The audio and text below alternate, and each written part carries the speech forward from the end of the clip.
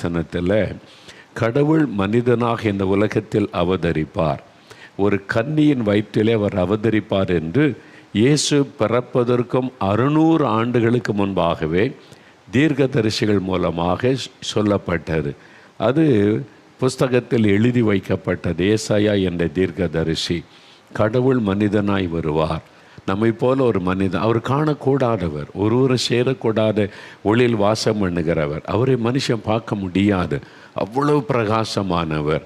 1,00,000 சூரியனை ஒன்றா வச்சு அதை பார்க்க முடியுமா? இந்த சூரியனையே நடு மத்தியானத்தில் பார்க்க முடியல, அவ்வளவு பிரகாசமானவர். ஒளியாயிருக்கிற அந்த கடவுள் மனுஷன் அவர் எப்படி பார்க்கறது? கடவுள்னா எப்படி இருப்பார், அவருடைய சுபாவம் என்னது, அதை வெளிப்படுத்த தான் அந்த காணப்படாத அந்த தேவன், அந்த கடவுள் நம்மை போல ஒரு மனித அவதாரம் எடுத்து வந்தார். அப்பொழுதுதான் அவருக்கு இயேசு என்று பெயரிட்டார்.